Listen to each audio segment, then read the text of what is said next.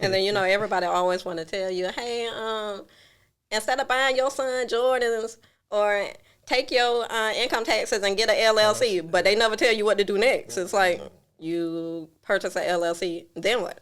Yo, we back at it, man. Another episode from A to Z. Got a special guest in the building.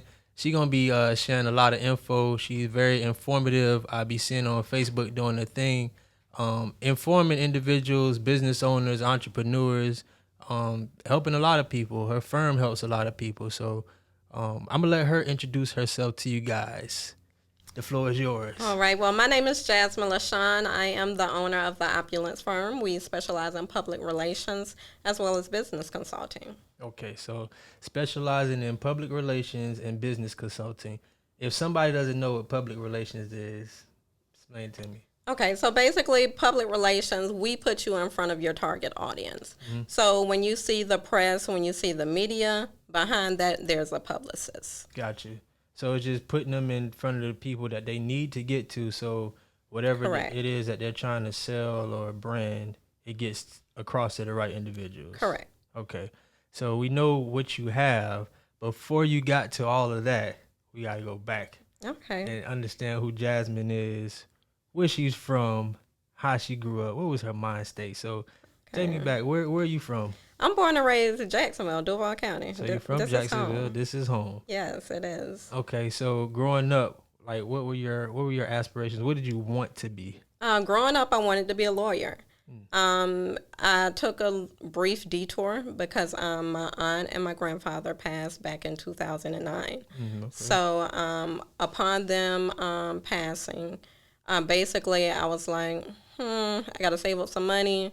Because my grandfather was basically my support system.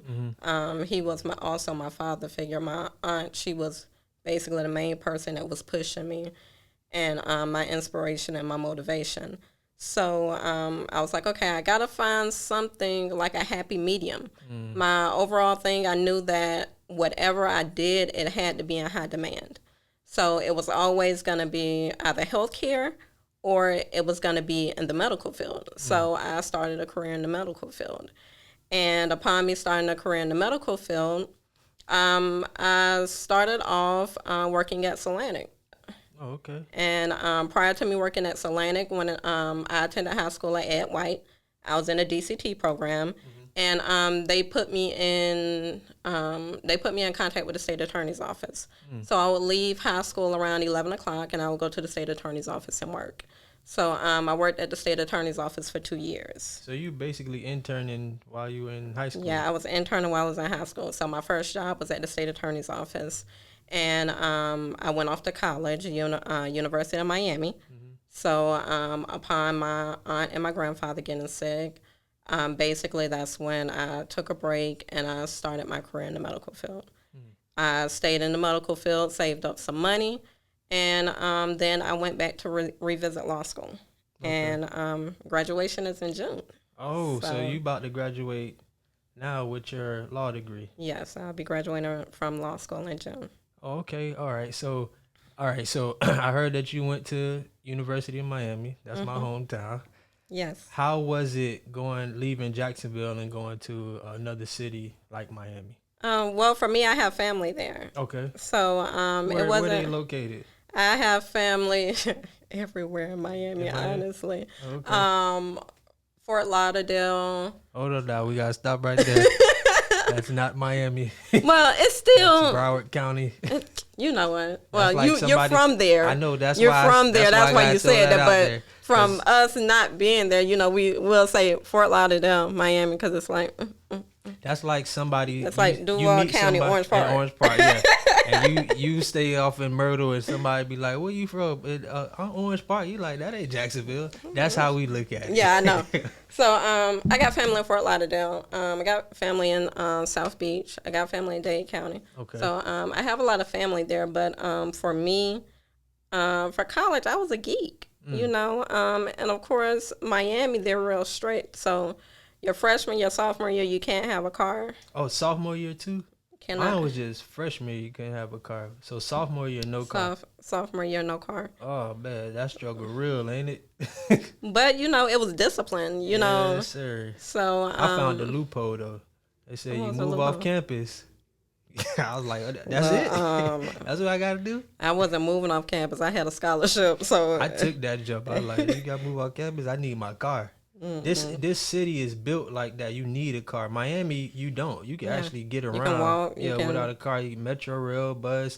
It take you all throughout Miami, and you don't need no car. Correct. All right, so you down there 2 years, sophomore year, no car. No car. All right, and you focus. 100% focused. I mean, believe it or not, while I was actually there studying, my first time, ever enjoying Miami, I had moved back to Jacksonville.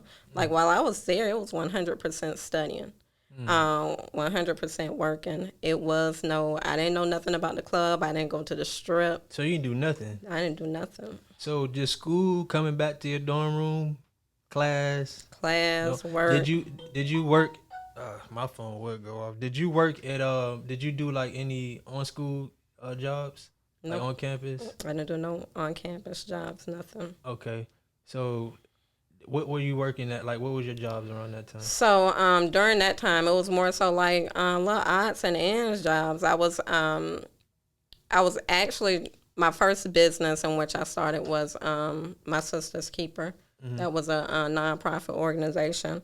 And back when I was in high school and also college, what I would do, I had a collection of clothes and shoes, so I would thrift. I would sell stuff. So that was basically my source of income. Was that through the My Sister's Keeper? That was through My Sister's Keeper. Okay, and what was that about? What was that? So I am My Sister's Keeper. The reason in which I started that, my aunt who died of cancer, that was basically in memory of her. Okay. So she loved kids, so what I would do, once again, I was in college, so I would sell basically clothes, shoes, whatever it was, going to thrift stores, finding designer purses, little thrift finds. And reselling it in order to give back to the community. So we would do things for back to school. We would find mothers who couldn't pay for their daycare and things like that. So that's basically how I actually fundraised money in order to have My Sister's Keeper. So you were already kind of doing work for people in a sense back then. Yes. Similar to what you're doing now. Yeah, actually, as far as business, I've been basically since around 2007, 2009. Okay. Because when I came back to Jacksonville, 2009, I was still taking online classes. And I waited to the last minute to do an internship, and I ended up doing an internship at Recognized Real Records, which was Jim Beam Studios. Yeah, I remember back in the day. Yeah. So I did an internship there. And that's where I remember you from.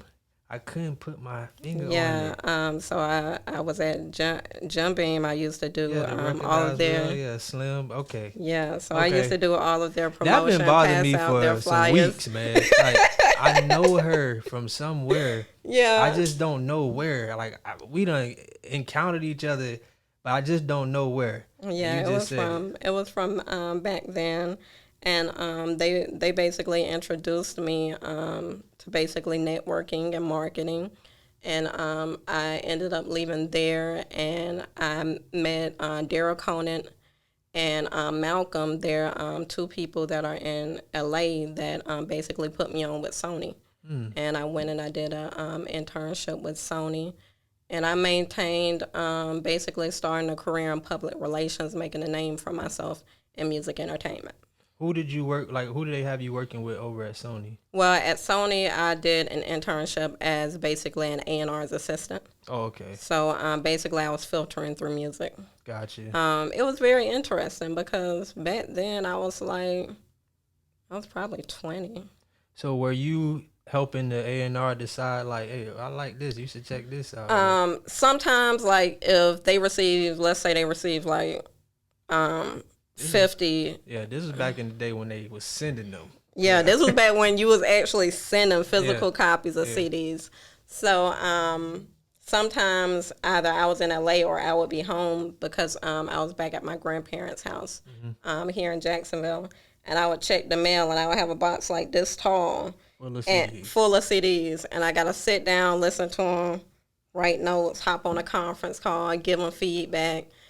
So, what was that audio like? I'm sure everybody's stuff wasn't no 480. You know, back then, because once again, we're talking about 2009. Right. So everybody wasn't getting a clean mix and master and things like that. So closet, mic, record. And you know, that was when some people was putting the eggshells on the wall. They was making their own studios. Mm-hmm. So it wasn't the best quality. Mm-hmm. But I built a lot of relationships that took me a long ways. Got you. Okay. So working for Sony, had your chance to get your feet wet with that. Interning the course for Recognize Real, getting your feet wet with that. So now, leaving those two, what was your next thing that you were trying to do? So my whole thing has always been like my biggest fear is having a name drop to make myself relevant. I feel that. That's always been my biggest fear. So back when I was at Recognize Real, Beam and Slim would never remember my name. So I came up with... They wouldn't remember you? They wouldn't remember my name. They would just call me the assistant. They'd be like, assistant. So I came up with the name Jasmine the Assistant, JTA. JTA. And, not the bus now. Yeah, not the bus, JTA. And the slogan was, it's a movement. And so when I came back to Jacksonville, I ended up linking back up with Slim and Beam. And then I also, after Slim and Beam, I ended up linking up with Pitt, Recognize Real Records. No, Pitt was River City Entertainment. Rest in peace to Pitt. And I basically made a name for myself. Everybody knew who Jasmine the Assistant was. So it opened doors from just being local to actually being able to link up with other artists and then end up touring. So I became a tour publicist. And in 2012, that's when a couple of people was like, hey, you're not the assistant no more, you're the boss. So it's like time to transition. Moving up the ladder. Yeah, so I'm like, it can't be Jasmine the boss. That don't sound right. So I had this idea of I wanted to go back into fashion, basically, back to my sister's keeper, but I wanted a boutique. Well, it wasn't successful simply because I was always ordering stuff that I liked. So when I went on tour, I'm like, hey, all right, cool. And I wasn't making no money. So the name of the boutique was Opulence. So then I was like, what does that mean? So opulence means rich, lavish, luxury. Okay. So the boutique was an upscale boutique. So when I started thinking about my overall goal and what I wanted to accomplish and the type of audience I wanted to cater to, because once again, I was still in music entertainment. What year was this when you started the boutique? This was 2011, 2012. Oh, so you was because that's the new thing. Everybody boutique. Yeah, this was 2011. So this before the wave. It was still somewhat of a wave, but it wasn't like as bad as it's like this. It's like saturated. Yes, like this. But it wasn't as saturated back then. So this was 2011, 2012. So then I was like, you know what, the Opulence Firm, and at first everybody was like, can't nobody pronounce that, ain't nobody gonna remember it. And I was like, but it's gonna stand out and it's different. And I stuck with it.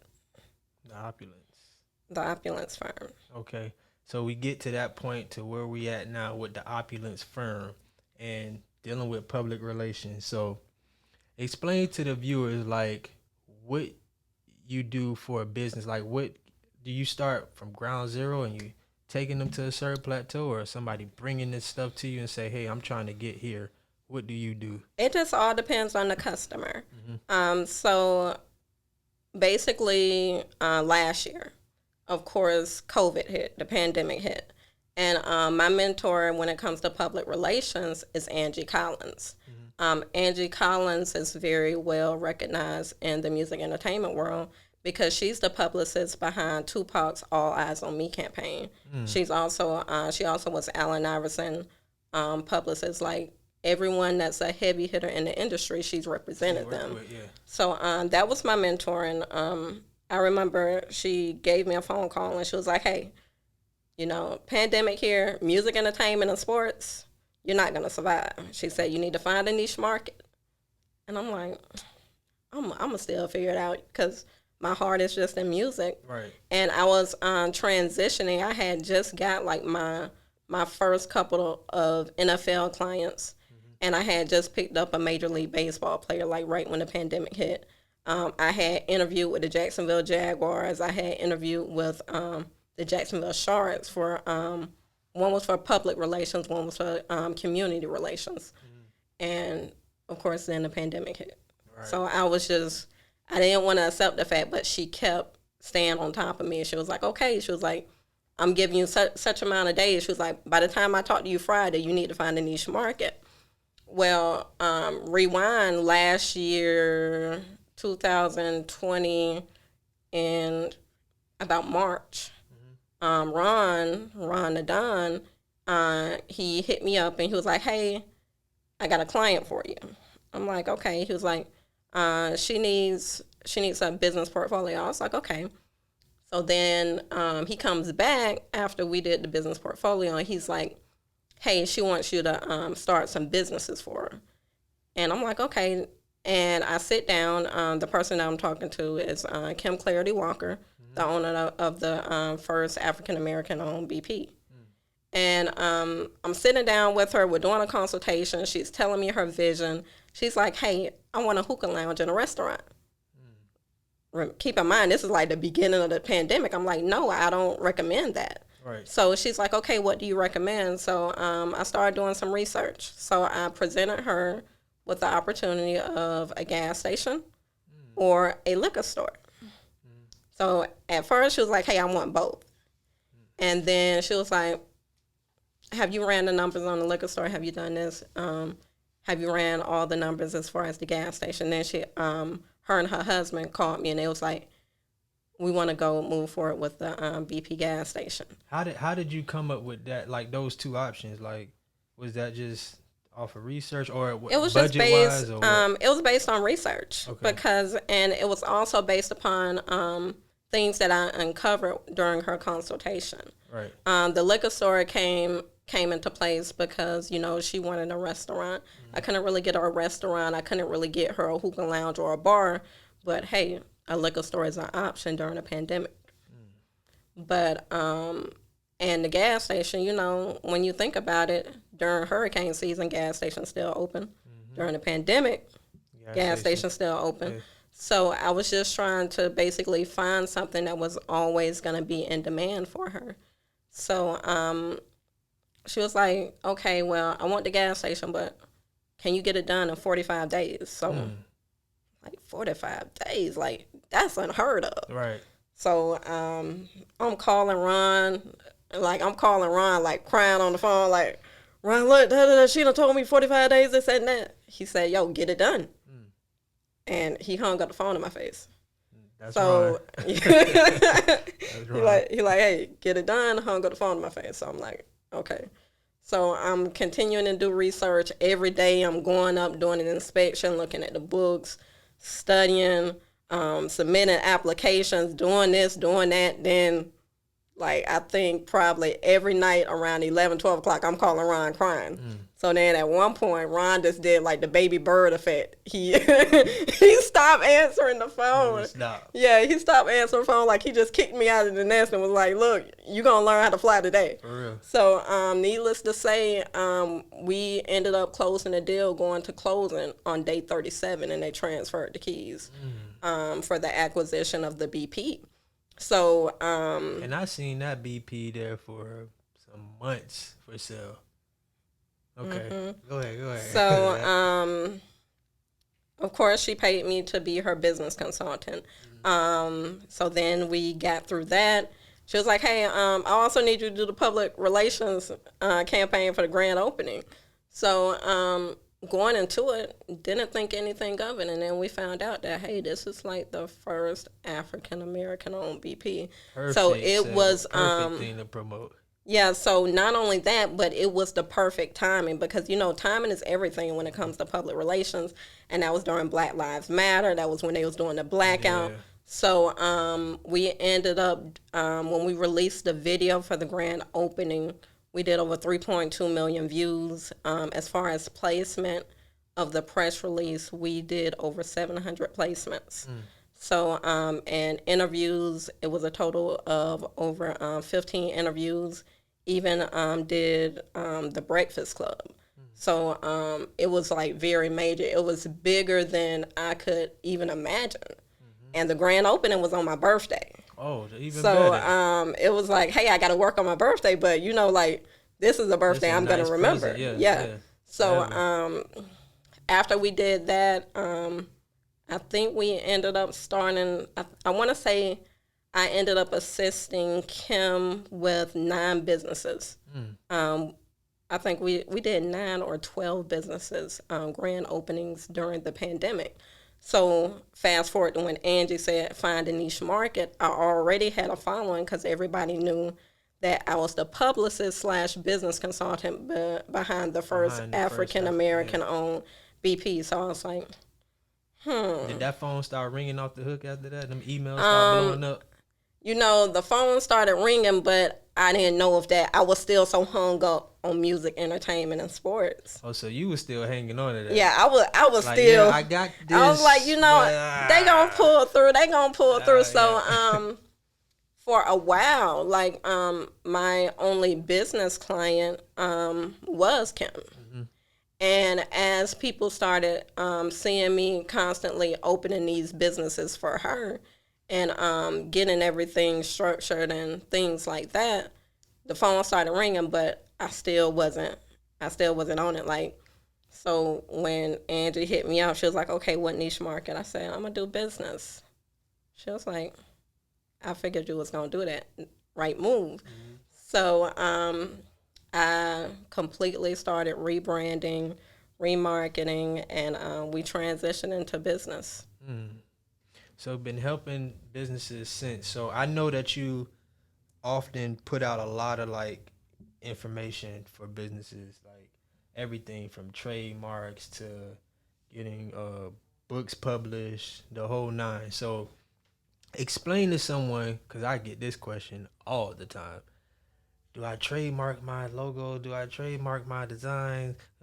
Copyright this? Like, if someone's trying to get their business going and they have an idea or whatever, what should they do? Should they trademark the company? Should they copyright the images? Explain to some of the people who may not know. Okay, so it's crazy because I just had this conversation with someone earlier. So, the average person, when they think that, hey, I'm about to start a business, first thing they do, they go to sunbiz.org, and they're like, hey, I'm going to go ahead and do an LLC. But, that's actually not the first step. The first step you should do is go to USPTO, which is the trademark website, and see if that name is available. Because although it's available on sunbiz.org, you still don't own the name. That just means that you can use the name in the state of Florida.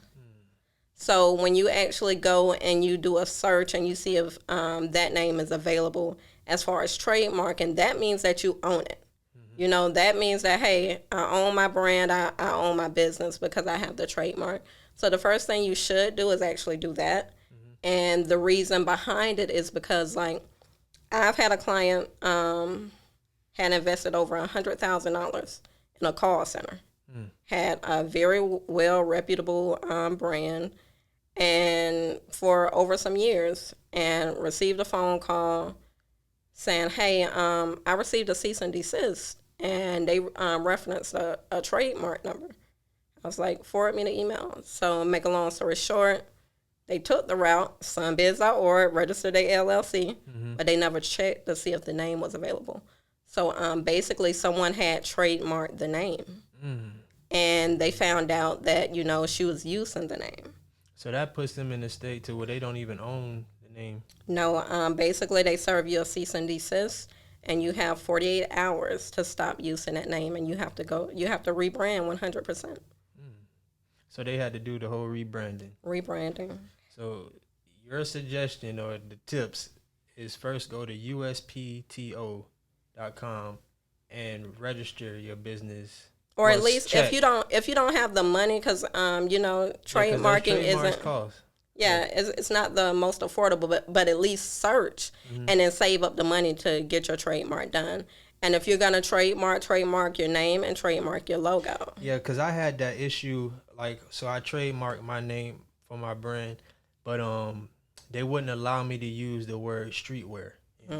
So they kept sending me these emails like, "There's something wrong with rejecting the trademark." So I'm like, I just paid the money. What's going on? You know what I'm saying? They saying my trademark gonna be straight, and then that's when I got wind of what it was. I had to remove streetwear out of it because it was similar because someone else had trademarked. So I just had to use William Boston. They wouldn't even let me use apparel. Yep. Yeah, I get clients like that all the time. They'll forward me an email, and they'll be like, "Hey, I tried to do my trademark on my own, and I paid the money, but it keeps getting rejected. Can you see exactly what it is?" And I'll tell them, well, for one, I can tell you first, you didn't do a search. Because if you would have did the search, it would have told you that this part of the name is taken and you can't use it. And then I tell them, you're going to have to redo it and reuse the name, or we're going to have to file an appeal. And if you file an appeal, basically you have to justify the use of this name, and it's like a full investigation process. Yeah. Okay, so we know that step on how to get it started the correct way. Because like you said, going to Sunbiz, I think people forget that it's just Florida. Sunbiz is just Florida. Exactly. It's not the United States, not the world. And then, everybody always want to tell you, hey, instead of buying your son Jordans, or take your income taxes and get an LLC, but they never tell you what to do next. It's like, you purchase an LLC, then what? Right. It's not that simple. So if I have my trademark, I have my LLC, what should I be doing next with my business? You got your EIN, and then you do your Duns and Brad. Right. So explain to the people what the Duns and Brad is. So your Duns and Brad number is basically the social security number for your business. Right. So well, that's your EIN. Yeah, EIN. But your Duns and Brad is basically what you use in order to establish your business credit. Right. So because I don't think people know that how the credit bureaus work with business credit. Yeah, most people don't. And how Dun and Bradstreet is like the house for the business Correct. credit, and then they report to the other one. So if I know you always be putting out info about like books and how to get things published and stuff like that. So if somebody's writing a book or ebook or whatever, what steps do you suggest that they do in that? Okay, so let's say you have an ebook, and let's say you have your manuscript, and you're trying to decide what's the next step. So once you get your manuscript, you can either go the route where you have an actual publishing company, and they'll take it from there, or if you want to take the proper steps yourself, technology has made things simple. So you can take your manuscript. Once you have your manuscript and you have your cover and everything, you can then go on Amazon and post your book. But if you want to go through a publishing company and get it published, get it placed, you can do that. So it just all depends. So you can go on Amazon and publish it yourself? Yes, you can go on Amazon and publish an ebook yourself. All right. So I'm running down the line of things that I see you talk about and just giving some dialogue on it, and with the hopes that somebody watching this can take it and be like, okay, I didn't know I needed Duns and Bradstreet number and all this other stuff. Yeah, and even if you don't understand Duns and Bradstreet, your Duns and Brad number, reach out to Janae White, J. White Credit University. I'm gonna have her on here next too. Janae, I'm coming for you. I got to get her reach out to Janae White. Hey, if you like what you're seeing, you like what you're hearing, please subscribe to the YouTube channel. Click the notification button so you can get all the alerts when we drop the videos. Each and every week, we'll have a new guest on here talking about entrepreneurship, business, and everything in between. So make sure you stay tuned from A to Z. We're going to let you get back to it. Subscribe, like, share. for their actual business credit. Like, she's amazing. Yeah, for the bit. Yeah, she is. I be seeing her doing her thing. So, you know how to get what you need to do if you starting your business. You know what you need to do if you trying to get your book published. Mm-hmm. What does somebody have to do if they're trying to get money from the city, like grants or things of that nature? Like, do you know about those things that they offer? Okay, so we can talk about grants. So basically, as far as grants, you have a lot of people that want to obtain grants or they want to do partnerships. Mm-hmm. So the department that you want to contact is going to be the procurement department. Okay, what's that? So basically, procurement basically means subcontracting. Okay. So let's say I want to get a contract with Jacksonville International Airport. Mm-hmm. You call their number, you ask for the procurement department. The procurement department will then advise you what steps you need to take. Gotcha. The key to obtaining any type of contracts, any type of funding, anything is your business has to be structured properly. I was just about to get to that because I don't want nobody thinking like, oh, so I just called the procurement department. They just no. Your business has to be structured properly.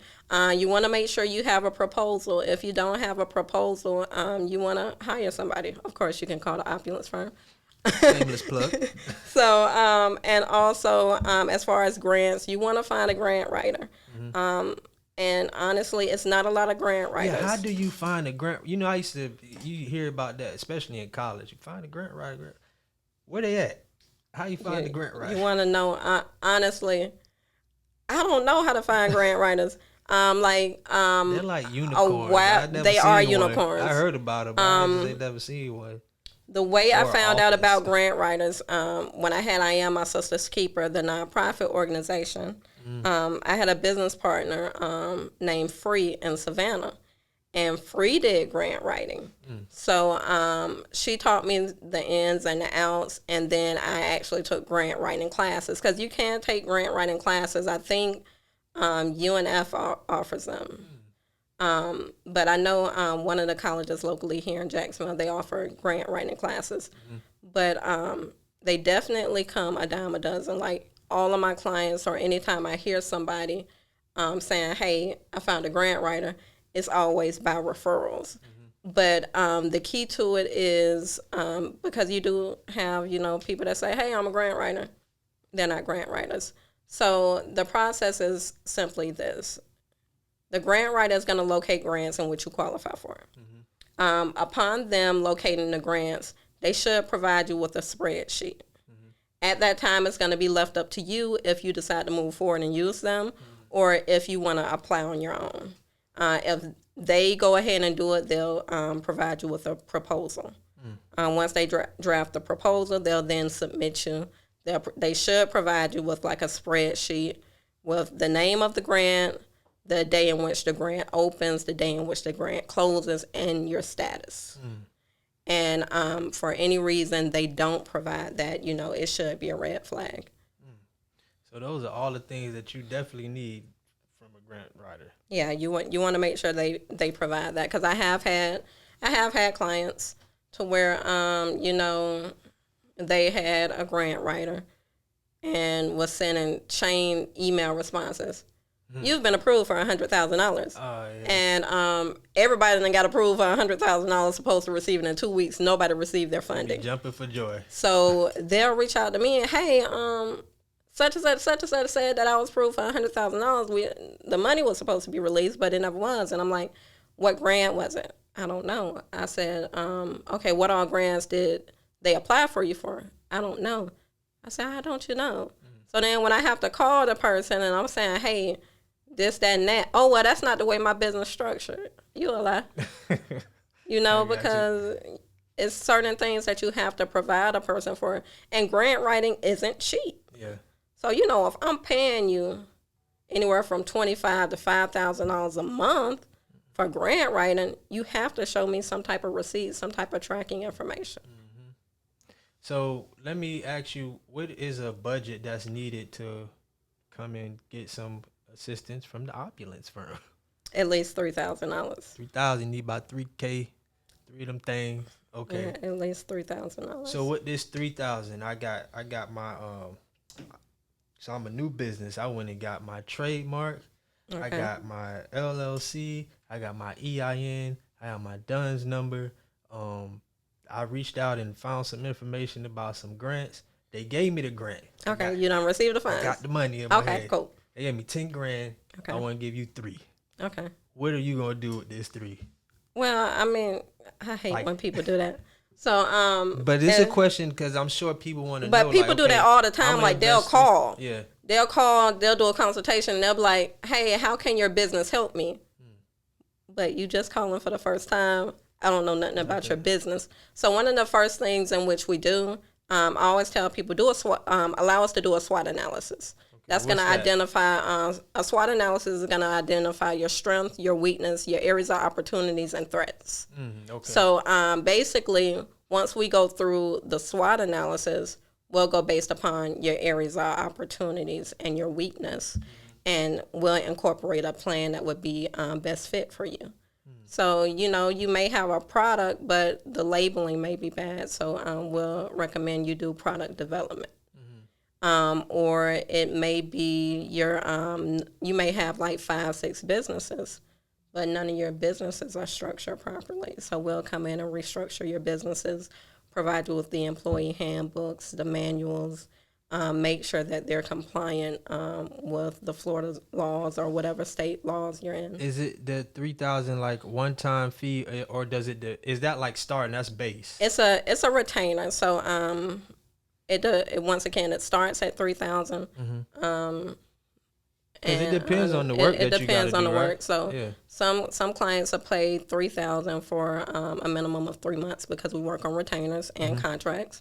So the starter contract, which if you're a first-time client, you come in at 3 months. Gotcha. Just a trial run. And then at the end of that 3 months, we sit down, we evaluate you. If we see that you're a good fit, we'll then offer you a 6 months contract. Okay. To continue the services. If you're a good fit after these 90 days and we done did the evaluation, then we can see if you're a good fit to move forward for a continuous six months. And then in those 6 months, you're just helping this company or the business grow even more. Yeah, we basically then go back, we look at whatever our original plan was, we see where you are, we look at your profit margins, and then we'll go to the next step. So some clients, they may just need public relations at that time. Other clients, they may need a little bit more work. I saw you put something out about like labeling, like I can't remember specifically, but it was something about like how for companies that have products, like how their labels should be. So is it a certain way or certain things you have to do if you have products that you're trying to sell and have your labels attached to those products? So, of course, you want to always make sure everything, of course, if it's food, is USDA approved. You want to make sure you have your ingredients, your directions, all of that on your labels. Right. Any type of warnings in regards to that. And so I can't just have a sticker with my logo, slap it on there, that's my label. I mean, people do it all the time. Right. But, I mean, you're not going to sign a contract with the Opulence Firm and leave that way. Right. Because if I allow you to leave that way, it's a direct reflection of my brand. So it's a lot of times we have clients that come to us and they'll admit, hey, look, I need product development. And we'll say, okay, and we'll look at the product. Like I had a client who had like sea moss, and we took the sea moss from just having a regular label to it has the ingredients, it has the nutritional facts. Was it the sea moss water or just the sea moss? No, this client, she has like she has over 50 different flavors of sea moss. Oh, okay. So what's her name? Her name is it's actually Maya and Kenny Organics. I checked that out. So different flavors, okay. Yeah, like they have strawberry lemonade, strawberry mango, pineapple. Because I just had some sea moss water that was like flavored. I don't know, but it was pretty good. So, but is this raw sea moss she has? No, this is the sea moss gel. Oh, the gel. Okay. Yeah, she has the sea moss gel. Got you. All right, so your labeling definitely needs to have like what's in it, the ingredients, any safety measure warnings and all that. Exactly. And then you want to make sure you get your GS1 barcode. which is basically the barcode when you go in the store and you scan it. Mm-hmm. So yeah, you want to get that as well. So GS1 barcode on there. Okay. So we give y'all tips now how to get things off the ground, because as Black folks, a lot of people just don't read. Yeah, and we fail to read. We fail to do our own research. Yeah. And a lot of people, they're scared to reach out. Like, they'll know that they're not operating right, but at the same time, I don't want to reach out and actually admit that I'm not operating right. But that's where the help come in. That you gotta know where you, like, I know if I'm not doing something right, let me reach out to somebody who can assist. Yeah, and I tell a lot of my clients that, hey, it may be times when you educate me, and maybe times when we don't know the answer, and we'll reach out. Like, I have clients that need CPAs. The Opulence Firm does not have CPAs. We don't offer that service. Mm-hmm. So what did I do? I reached out. Yeah. That's what I did with this podcast. I couldn't get these mics working right. The board, I'm calling there. Hey, how you got your? So it's going through the amp. Like, okay, got you. But that's just me. Like, I don't mind. Like, if I don't know, I'm gonna reach out or read or find a way. Yeah, you have to. You gotta educate yourself, and then don't be scared to ask somebody for some help. You can't be scared to ask for help. Not in this day and age. You're just holding yourself back. So what's next for the Opulence Firm? What you got in store? Oh man, so what's next for the Opulence Firm? I'm actually in the process of starting a publishing company. So anyone that's looking to write books, they'll be able. You about to do all that? We just talked about. I actually have 5 ghostwriters. So let's say you wanted to write a book, but you really didn't know where to get started, and you didn't know how to put your thoughts on paper. Mm-hmm. You'll be able to come to the Opulence Firm, sit down with one of our ghostwriters. Tell them your thoughts. They'll create your book. You'll look over your manuscript, any changes in what you want to make. You'll make the changes. Then we'll do the paperwork. They'll sign over 100% of the rights over to you, and then we'll publish the book. We had, me and my fiance, we both were in the process of writing a book, right? I'm writing one that tells anybody that's interested in starting their own brand how to get started, how to get it from point A to point Z. She is in the esthetician field, and she's showing you how to get into the esthetician field and what steps you need to take and all the stuff like that, right? She done already completed hers, pretty much. You ain't done yet. I'm not done yet. She said the other night, I was like, so where you at with your book? She's like, I'm about 98%. I'm like, shit, I'm like 5%. I started with catch up. So here's what I did. I started with the layout to show like it's 15 chapters. So that was my thing. Like, what am I going to talk about? How I'm going to break this down? Okay, so you did basically like your table of contents. Yeah, my table of contents. So then I said from there, I'll know exactly. Now I have the table of contents. I'll know what to write about in these things. I just got to find the time now to do it. Yeah, that is my thing. I'm just constantly doing something. So I've been writing stuff here, but I got stuff written in my phone, stuff written on my laptop. But what TikTok, I be doing? TikTok showed me this new hack. What's that? If you have Microsoft Word on your computer and you hit the Windows button and you start talking, it'll type everything you say. On TikTok? Well, no, I was watching a TikTok video because TikTok shows you the little hacks every. Yeah, okay. So I tried it and it works. It did. Yeah, so like if you don't have time to actually write it out, you can talk to it. You can talk and everything gonna pop up on your computer screen. So maybe you might need that. Yeah. So I can just put my headphone in, start talking. Come on the screen and then you can be like, babe, I'm done with my book. Yeah. she gonna beat me. She gonna be like, how you done with your book that quick? Yeah, she done beat me. Okay, so the Opulence Firm is starting a publishing company. Yeah, so we will be offering publishing. And then I will be transitioning, of course, once I complete law school and I sit for bar, I will be transitioning from the publicist position to the business lawyer. That girl got a plan. All right, so with the business lawyer, you're going to basically come in and help these businesses that need... So the goal is to basically be able to do everything in-house. So I already have the clients, but most of my clients, they do not have a lawyer. So everyone knows that I'm currently in law school, and they're basically like, hey, They just waiting on you. They just waiting on me. So they get everything under one roof. Everything under one roof. And when you graduate? June 2021. June this year, yeah. So June is like the best month for me because my birthday is June 20th. The BP was open in June 20th. So graduate in June. Yeah, so June is my month. June is definitely my month. Definitely. That's what's up. Okay. It's been great talking to you, man. I done learned how to put the book out. Know I need to get my trademark, and EIN, and DUNS number. Labeling, how to get that done the correct way. And then also what the Opulence Firm can offer with the publishing. And then once you graduate, and I can have a business lawyer on deck. So what tips would you give someone that is just trying to, they haven't even started yet. They have the idea, and because for some people, starting a business and being an entrepreneur can be like, it seems like a dream, like, because they get so stuck on security, having a job, and the benefits and all this other stuff, and don't take that jump. I was a leaper. So I was like, I'm out of here. I was an inconsistent leaper. So first time I jumped. I built the parachute on the way down, and I said, we'll figure it out. I made it for 3 years running my business.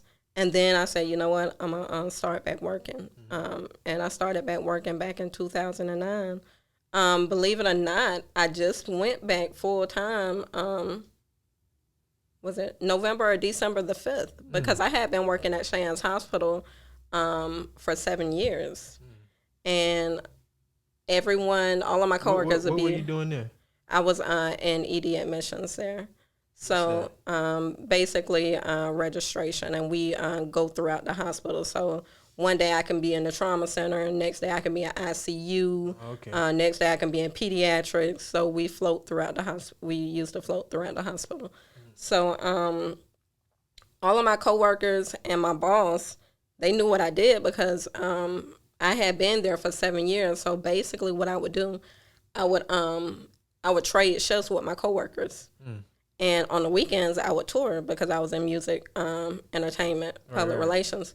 So I would be at Shands working 16 to 18 hours, Monday, Tuesday, Wednesday, Thursday. I'm hopping either on a plane or a tour bus, and I'm flying back into Jacksonville on a Sunday. How was that? Because that's two different things. You over here hustling, busting, and trauma unit. You're over here, and then on the weekend, it's like, hey, we are. It was crazy.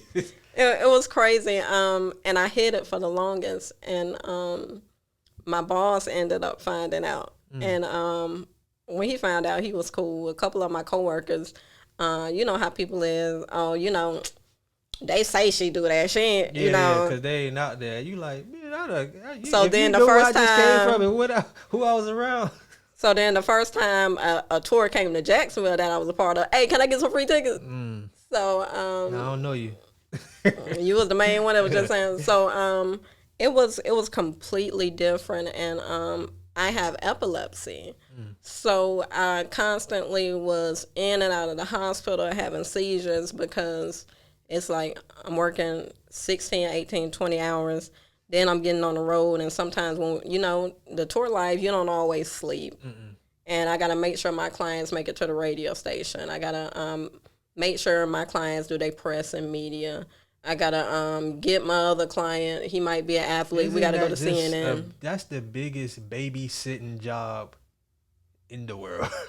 Yeah, and then I went through one point to where I was touring with influencers. So I had Salento, I had the Taylor Girls, Young Lyric. What was the other guy? It was another guy who had a little dance. And all of them, like, this was 2000 and...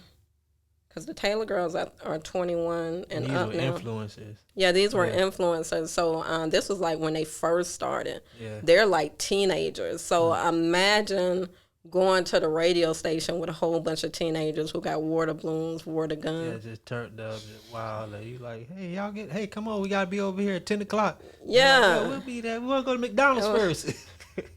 I'm like, oh my goodness. So, it's honestly, it was babysitting.